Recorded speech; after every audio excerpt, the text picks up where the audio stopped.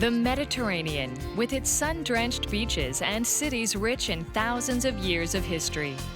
In this episode of Dream Cruises, come aboard the MSC Fantasia for a week. It's sure to be an unforgettable experience. The world of dream cruises is constantly evolving in order to satisfy travelers out to enjoy the best possible vacation. With passenger comfort always a priority, the Italian shipbuilders at MSC haven't cut any corners in constructing this 18-deck, 333-meter-long ship, christened Fantasia. This is the MSC fleet's flagship. Since its construction, it has been, along with her little sister, Splendida, among the most imposing ships ever built by a European cruise line. With accommodations for nearly 4,000 passengers, the Fantasia specializes in sheer entertainment. From the Formula One simulator to the spectacular 4D cinema and world-class opera concerts, this is sure to be a very entertaining week. Extremely modern, the Fantasia was designed with strict ecological standards in mind. Its water treatment, waste removal, and energy usage systems allow the vessel to significantly reduce fuel consumption. This beautiful ship will take its passengers to the four corners of the Mediterranean, the true cradle of Western civilization. Stopovers include Naples, Palermo, Barcelona, Marseille, and Genoa.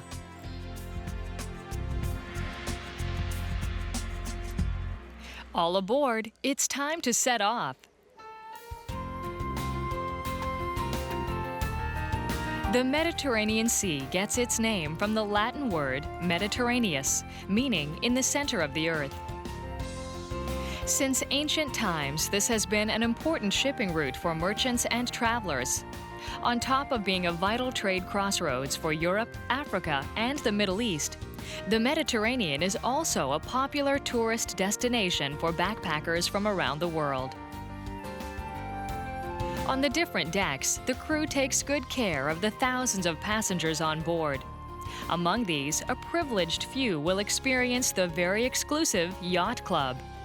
From the first few moments in this private area, one understands the true meaning of VIP.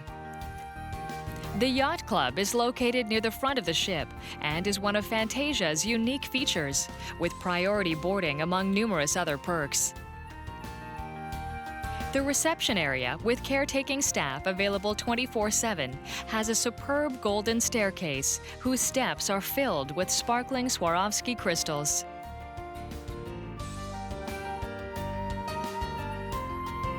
At the top of the stairwell, there are 99 suites, each with either a balcony or panoramic windows.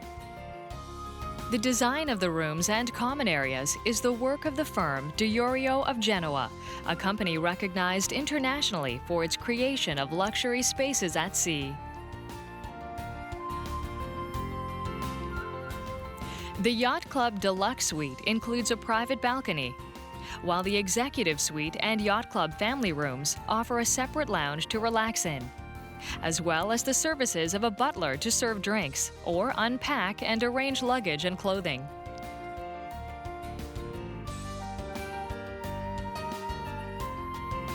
Each suite includes a bath and a marble shower, a TV, Wi-Fi, and Nintendo Wii console. This exclusive club offers many other perks as well, such as private bars and restaurants. It also includes a library and a rest area. One pool is also reserved for the Yacht Club clientele. Located at the front of Deck 16, one pool includes a pool, hot tubs, a bar, and a solarium, as well as a number of very comfortable sun chairs. The Fantasia is a true floating palace for this cruise of the Mediterranean. Tomorrow, it makes its first stop, a visit to Naples. So, all aboard and settle in for a week of elegance, adventure, and fun aboard this special dream cruise. The sun has just risen over the Mediterranean. Today, a visit to Naples, as well as nearby Sorrento and Capri, that fabulous sun-drenched island. But before heading ashore, passengers should replenish their energy with a good breakfast. The Zanzibar Cafeteria on Deck 14 offers a morning buffet as of 6:30 a.m. Decorated with various African motifs, the Zanzibar offers many breakfast choices, both warm and cold. For early risers, coffee is served as of 6 a.m. Whatever one's choice, it's the perfect spot to settle in by the large windows and plan the day ahead. The ship will reach Naples at 11:30, giving passengers time for a quick tour of the ship. Despite its size, it's easy to get around the Fantasia. With 15 elevators, 2 of which include windows offering panoramic views, why not head up on deck to enjoy the sun?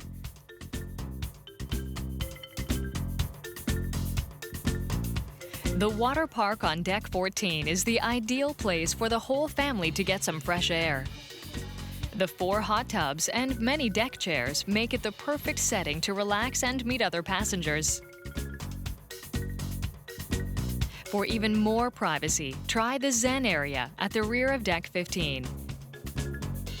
This section is for adults only and includes a pool and spas, as well as the Lido Catalino Gaudi Bar.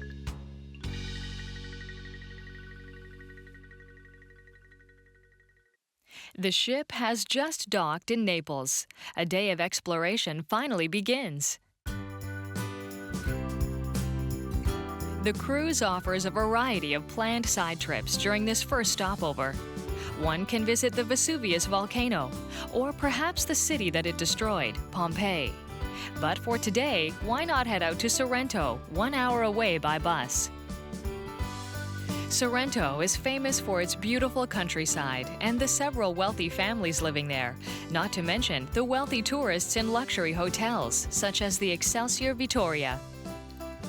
Sorrento is also famous for its lemon trees and limoncello, a local specialty made from lemons, alcohol, water, and sugar.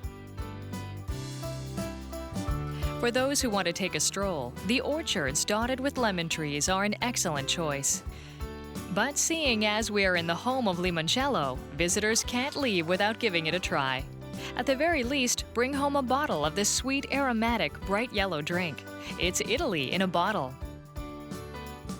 Before leaving Sorrento, why not take a look at the workshop of an artisan who has truly mastered the timeless art of inlaid wood?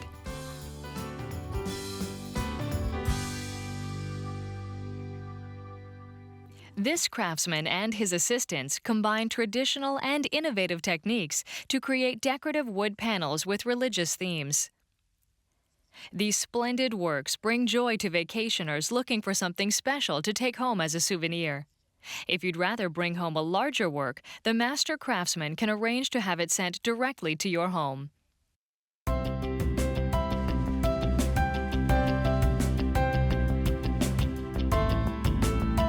The show must go on. Next stop, Capri, one of the prettiest islands in the Mediterranean.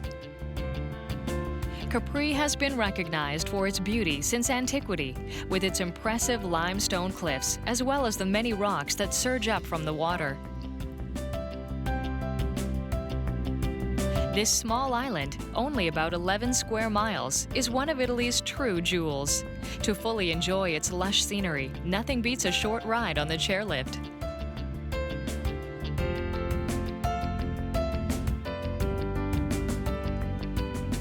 Once up top, you can watch the horizon while having a drink on one of the magnificent terraces. From here, passengers can also see the day's next destination. The Villa San Michele, which overlooks the bay, is our next destination. It's a popular tourist spot that features an art collection from antiquity with many ancient Egypt works.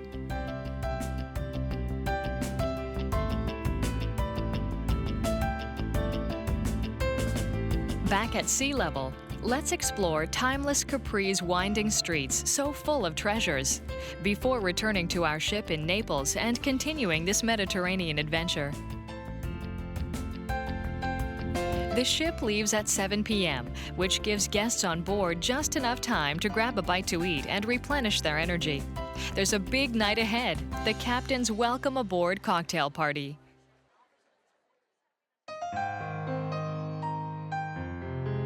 For dinner, there's the Red Velvet Restaurant, located between decks 5 and 6, which features Italian cuisine. Here, no detail has been overlooked. From red velvet cushions to glass chandeliers and fine silverware, nothing has been left to chance. Like the Il Cerchio d'Oro on deck 6, the Red Velvet offers 2 sittings at different times. Choose whichever one best suits you, allowing time to meet the captain, of course. The ship's captain, Ferdinando Ponti, personally welcomes his passengers, and he's always happy to pose for a photo with them during the reception. Once or twice per cruise, Captain Ponti invites passengers to his table. Who knows who the lucky ones might be? This wonderful evening continues on at the Teatro L'Avanguardia.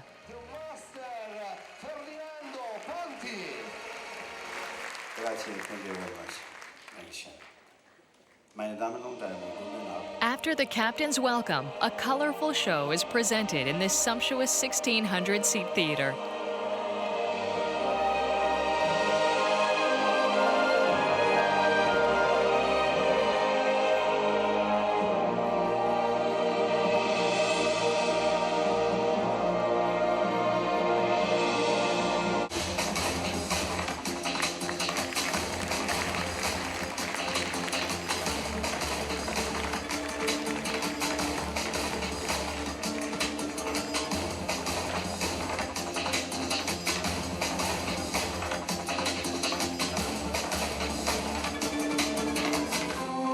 Adult passengers are charmed by their night at the theater. Younger ones can also have fun as they're invited by the clowns to join in on the event.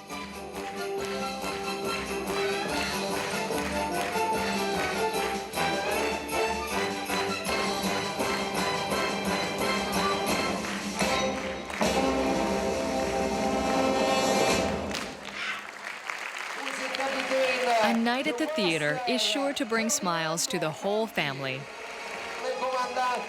Tomorrow, another special event is planned, a stopover at Palermo in Sicily.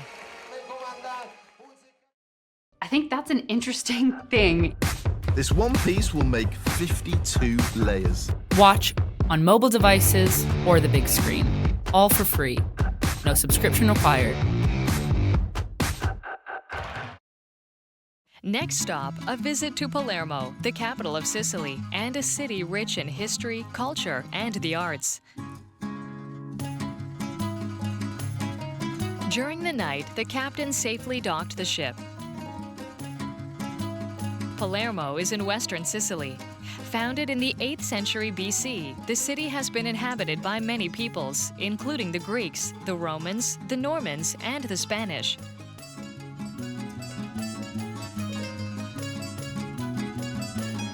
Once on the island, travelers can choose among 5 side trips, from the Valley of the Temples to a day at the beach.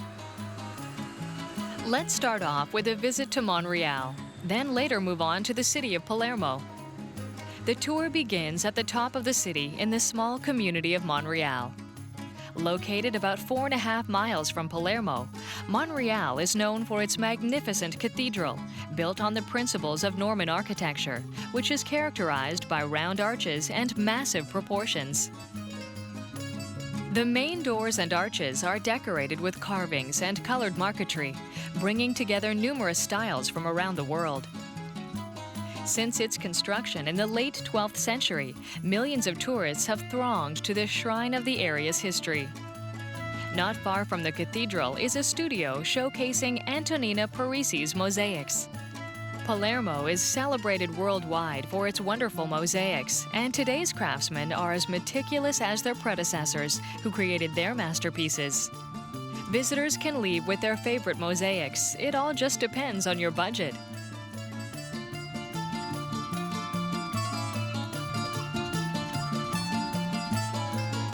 In heading back down the city's bustling streets, let's pass through the Porta Nuova, or New Door, which was the most important gateway into the city for centuries. Built in the mid-16th century to celebrate a victory of Charles V, the gate is today used as a dividing point separating the historical and modern districts.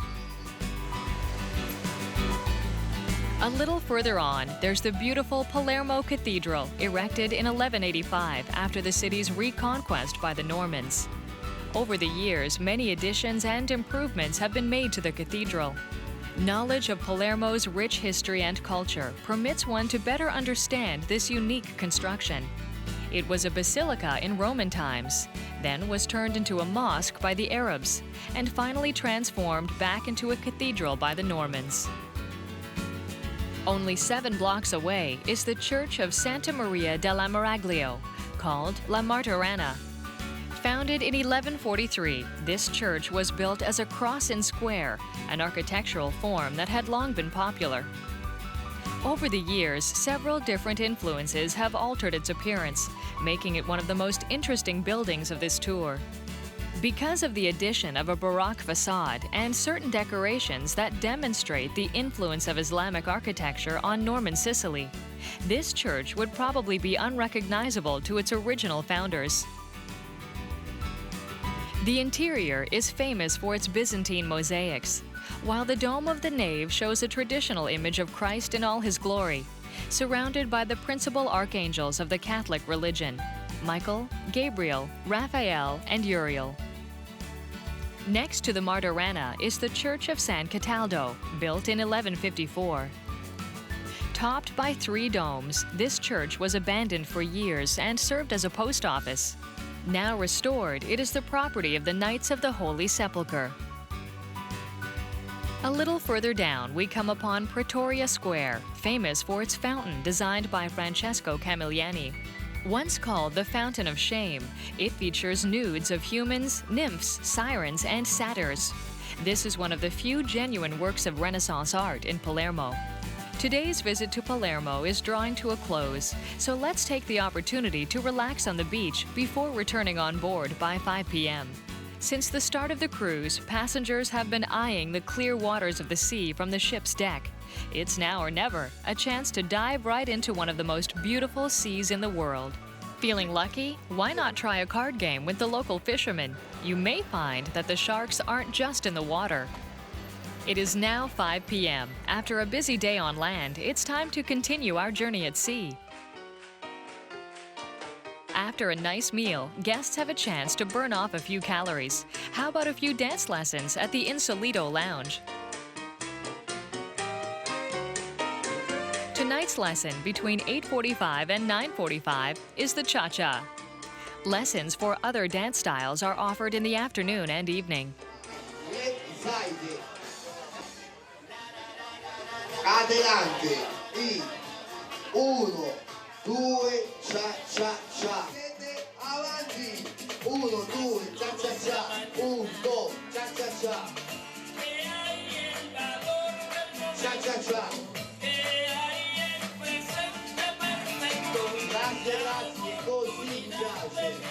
During the lesson, the teacher lets everyone find their own rhythm. So whether you're a novice or a pro looking for a few new moves, everyone's welcome.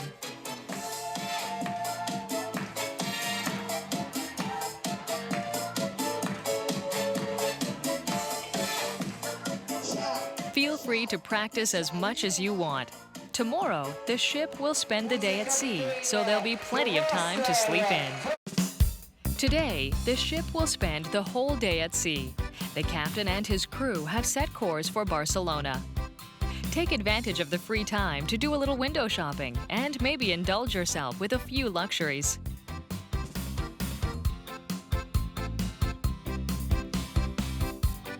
Let's head over to the jewelry store, Il Gioiello on Deck 6, to eye beautiful pieces created by some of the best designers in the world. There's a vast assortment of jewelry and watches at competitive prices.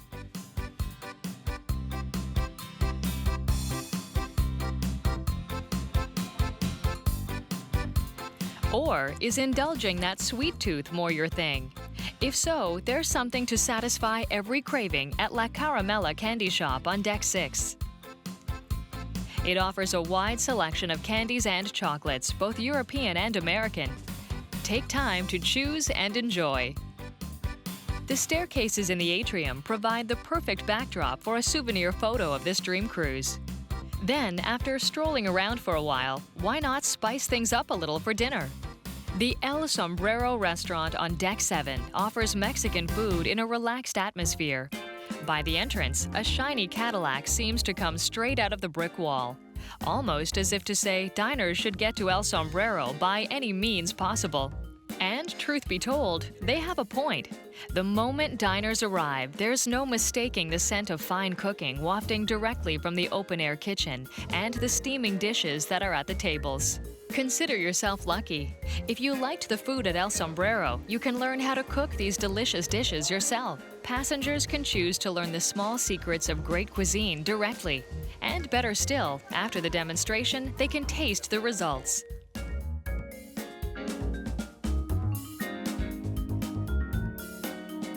After a delicious meal, a short nap on the deck doesn't seem like such a bad idea. But for those who prefer to keep on the move, the water park on Deck 14 invites children and parents to have a good time. Whether wading in fountains or swimming in the pool, kids can play for hours under the sun. For the little ones afraid of slipping, the Il Polo North area on Deck 15 near the children's pool offers safe water fun.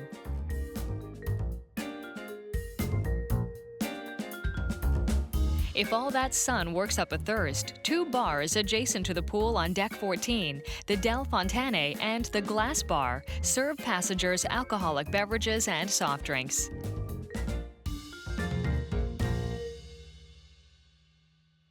Here's yet another interesting part of the ship. The indoor pool, Il Tropici, has a retractable glass roof, a very nice complement to the other sections of Fantasia. Also called the Magrodome, it opens or closes according to the weather. 3 whirlpools and a bar are also available inside.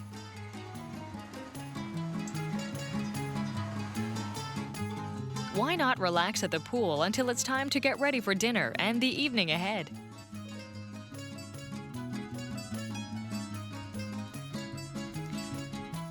A relaxing day on board the ship should be followed by an evening that moves at the same pace. Nothing could be better than jazz to finish things off. The Manhattan Jazz Bar is located in the middle of Deck 7.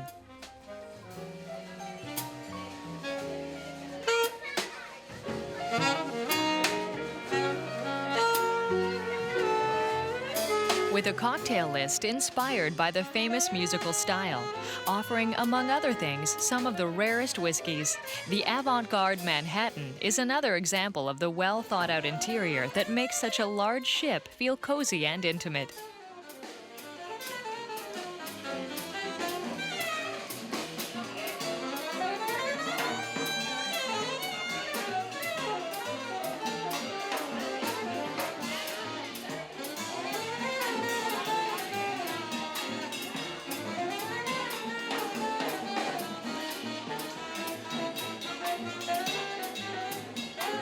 The Manhattan is known for these festive evenings. The musicians are likely to play on well into the night.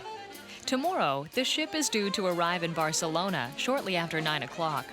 Just like jazz and whiskey, Barcelona is a true classic, an absolute must-see. An exciting day lies ahead. Next stop, one of the most popular cities in the world, Barcelona. When thinking of Barcelona, one conjures up the Olympics, Christopher Columbus, and of course the world-renowned architect, Gaudi. It's early morning and the boat has just docked. The most populous city of the autonomous community of Catalonia is also the second largest city in Spain, with more than 1.6 million inhabitants. Our exploration of Barcelona begins as soon as the passengers disembark. The plan? A guided tour of the city. One can also choose to visit Montserrat, home to the stadium where FC Barcelona train. The day's first stopover is at the top of a hill that dominates the city center. The Montjuïc Hill offers a magnificent view of Barcelona. With its many cranes, the city seems to be in perpetual construction. Not surprising, considering that the city was host to, among other things, the 25th Olympic Games. Speaking of the games, let's head over to the Lewis Company Stadium, where the official 1992 ceremonies took place. The Barcelona Games were the first Olympic ones to be held in Spain. Furthermore, they were also the first games to take place without a boycott since the Munich Games. North of the stadium is the Pueblo Español, an open-air museum built in 1929 as part of the International Exhibition. With an area of 42,000 square meters, the museum is a replica of a Spanish town, with its different architectural styles and various cultures. 117 buildings, streets, and squares were recreated for the enjoyment of visitors. Let's pass through La Plaza de España at the foot of Montjuic.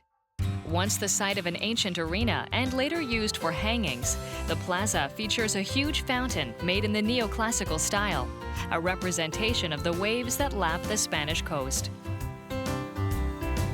A visit to Barcelona is also a glimpse into the world of Josep Maria Jujol and Antoni Gaudí, two of the most influential architects on the planet. Our first meeting with the two masters is at Casa Batlló. Restored in 1877, it's an outstanding building that has virtually no straight lines.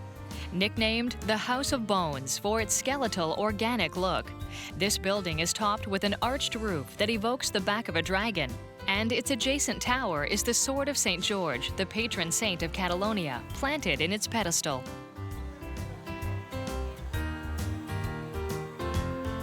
La Pedrera is another masterpiece from one of the masters, in this case, Gaudí.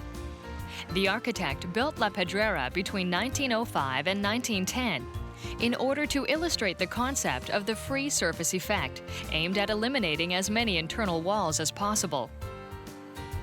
Tourists can visit the interior as well as the roof terrace with its strange chimneys. 10 blocks away stands the famous Sagrada Familia in Barcelona, an unfinished Gaudí masterpiece. Funded by private interests, the Sagrada Familia has been under construction since 1882 and will probably not be completed until 2026. The size and unique design of this church make it a must-see tourist attraction, and every detail of its structure is imbued with religious symbolism.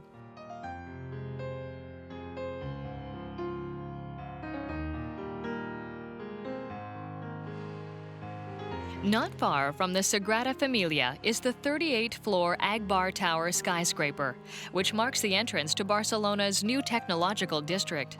The tower is over 145 meters high, and its facade is covered with 4,500 LED lights that allow the creation of images at special events, such as New Year's Day. Temperature sensors also control the opening and closing of the blinds, which permits a more efficient use of the air conditioning.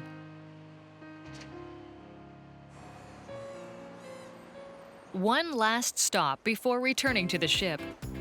The Christopher Columbus Column is located where the famed navigator returned to Spain after his first voyage to America. At the top of this column stands a 40-meter bronze statue of Columbus, which supposedly points to the New World, but actually points to his hometown, which is also the starting point of our cruise, Genoa. The column rests on a pedestal bearing 4 winged victories taking flight, and the statues and carvings depict scenes from Columbus's first voyage to America. It's almost 5 p.m., and it almost seems as if Columbus were pointing towards our ship. After a long day's side trip, a small meal is preferable to a long dinner. Why not try the pizzeria at the Zanzibar cafeteria on Deck 14 for a hot pizza made to order by the chef?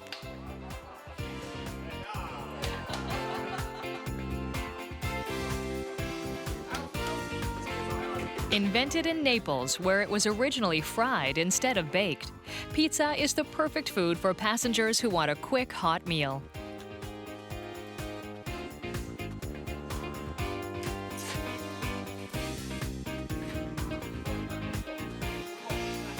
Bueno appetito!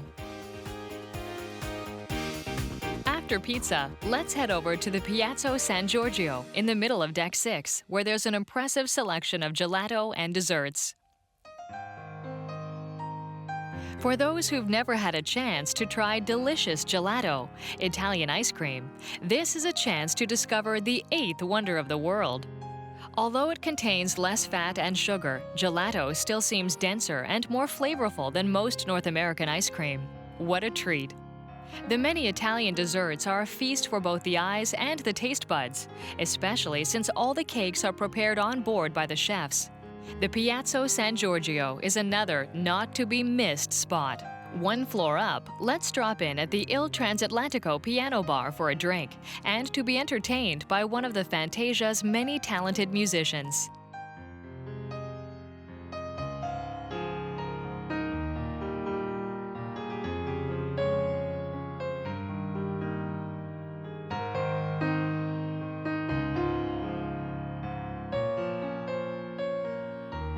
After taking some time to relax, why not try your luck at Casino del Palm on Deck 6? The casino is only open whenever the ship is at sea. Settle in the poker room, or perhaps in the cigar lounge. Along with an impressive selection of cigars, passengers can enjoy a bottle of champagne or whiskey. The cigar selection includes the best brands available, including the famous Cuban cigars. If you're not a fan of whiskey, there are many other classics on offer. Enjoy! It's still early in the morning. On the horizon, the two faces of our next destination can already be seen, the modern one and the historic one. During the night, the ship traveled 350 kilometers from Barcelona to Marseille, where it's now docking.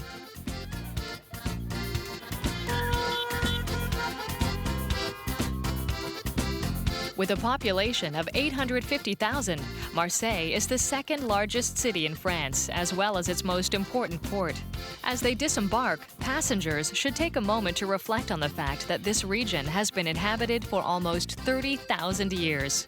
The city of Marseille was founded by the Greeks in 600 BC. Two of the planned side trips go to Aix-en-Provence and Avignon. But today, let's take time to discover the city itself, starting with the Notre-Dame de la Garde. Located on the city's highest natural promontory, this Neo-Byzantine church rests on a bed of limestone rocks 162 meters high. 1.5 million tourists visit this church, nicknamed the Good Mother, each year, and it's the site of a popular annual pilgrimage on the Feast of the Assumption. The church has a 41-meter-high tower, topped by a belfry and a statue of the Virgin Mary. From this spot, one can observe Marseille's grand harbor.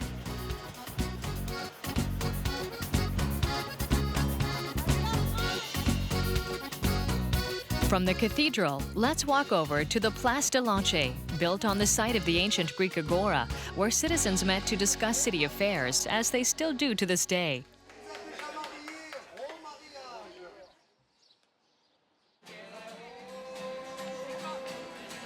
From the Place de l'Anche, visitors now begin to climb the École, a picturesque street of stairs leading to an old church.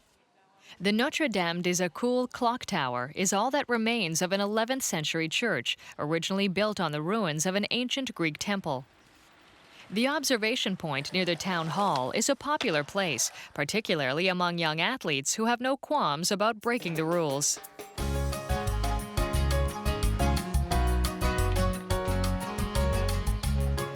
On the other hand, the elderly follow the rules religiously.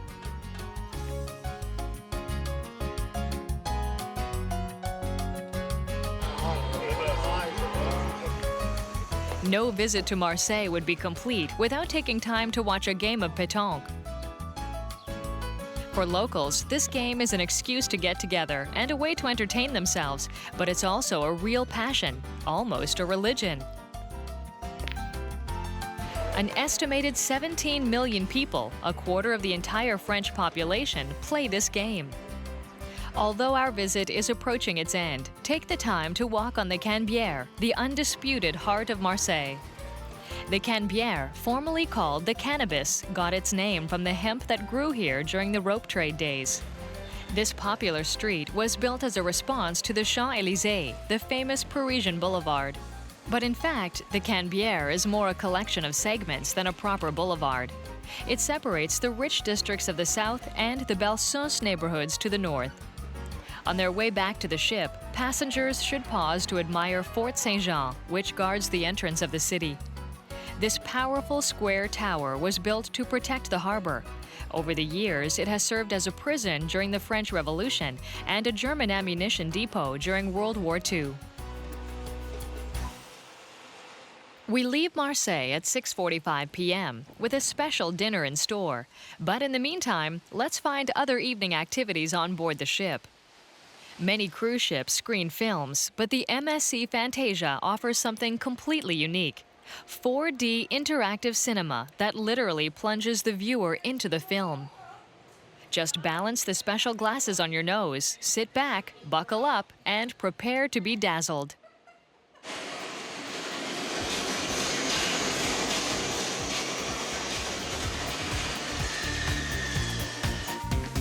On Deck 16, there's also a video game arcade and virtual games for all age groups. Thrill seekers will also be delighted by the Formula One race simulator. But keep track of the time, because it'll soon be dinner time.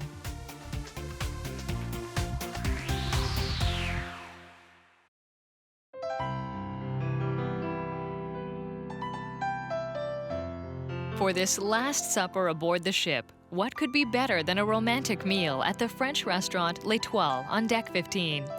Inspired by the Parisian Belle Époque, the chef prepares his dishes with meticulous attention to detail and true passion. L'Étoile's spotless, ultra-modern kitchen is visited daily by an inspector as the chef prepares his unforgettable dishes.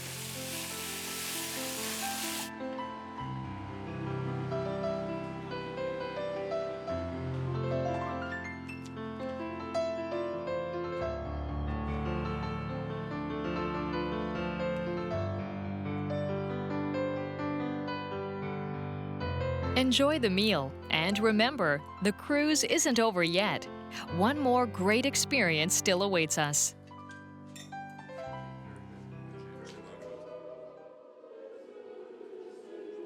As flagship of the MSC fleet, Fantasia offers its passengers only the best. Tonight, it presents two opera singers in a unique tribute show.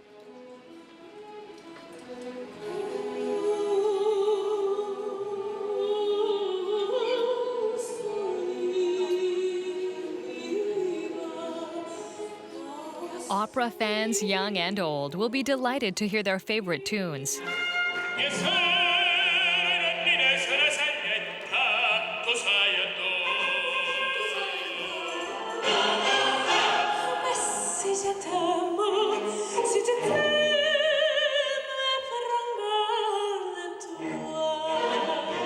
And for the uninitiated, the chance to hear such celebrated works will surely only fuel a future desire to hear more.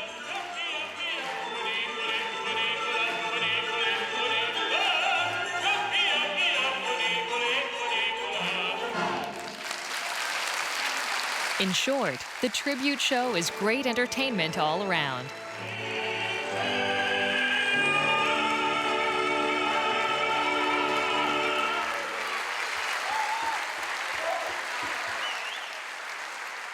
The artists take their bows to thunderous applause. A great show was promised, and judging by the applause, they certainly delivered. Tomorrow, guests will witness another magnificent scene as they visit a major city that has always left its special mark on the Mediterranean. The best cruise lines offer their passengers a bit of local knowledge. Our visit to Genoa is, in fact, an ideal place for this cruise to draw to a close, since the city is one of the MSC line's main home ports. Before heading ashore, why not savor a good coffee first?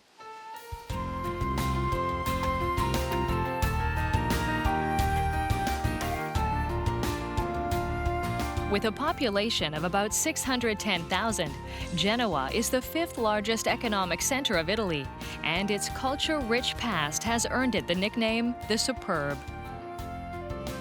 Known for art, music, cuisine, and architecture, Genoa was the cultural capital of the European Union in 2004. The busy port of Genoa receives 58 million tons of cargo annually, making it Italy's main port and the home port of many cruise lines. It houses many watercraft and retains at least one example of its past as the undisputed master of the Mediterranean Sea. Il Galeone Neptune was built for Roman Polanski's film Pirates. Tourists can visit the ship and discover the life of a pirate of Genoa. Not far from here, an artisan offers replicas of various sizes of ships from another era. The city's flag is decorated with the Cross of St. George and the Palace of St. George. The original palace is located in Piazza Caricamento, where Marco Polo was imprisoned. It was from his cell that the famous navigator dictated the Book of Wonders that would make him famous. From Fort Saint-Jean, let's head towards the medieval town to get to the Piazza Banchi, where we find the Chamber of Commerce built in 1590, the meeting point of Genoese merchants. Next, we visit the Via San Luca, one of the oldest streets of Genoa and another major artery of the city. One block up, on Via Garibaldi, where many wealthy merchants own mansions, is the Palazzo Rosso, now an art gallery featuring several paintings by Van Dyck and frescoes by Gregorio de Ferrari. Further south, between the historic and modern districts, stands the Piazza de Ferrari and its famous fountain. The several buildings and financial institutions that surround the square reflect Genoa's immense financial power in Italy. To the east is a statue of Garibaldi seated in front of the opera. It wears a red cape in honor of the 150th anniversary of the unification of Italy. Heading west, towards the port, we find the San Lorenzo Cathedral, which was built around the 6th century. A scene of Lawrence of Rome being burned alive by the Emperor Valerian is depicted above the doors. Built from a variety of materials such as Roman frescoes, sarcophagi stones, and even an old chessboard, the church is a mixture of old and new, as evidenced by this lion of the 12th century, and its more recent companion. Genoa is also the birthplace of pesto, made with basil, garlic, cheese, pine nuts, and olive oil. This basil merchant is happy to explain why this region's basil is the best in the world. To end our visit to Genoa, we pass through the medieval gate Porta Soprana, one of the city's most famous monuments and a relic of its golden age. Beyond the door is an old building claimed to be the home of Christopher Columbus, but archaeologists believe the edifice is too recent. Genoa, the point of departure for so many adventures and discoveries, is the perfect place to bring this Mediterranean cruise to an end. Passengers can now head for home, knowing they've been part of something special, an adventure traveling the Mediterranean on board a magnificent dream cruise.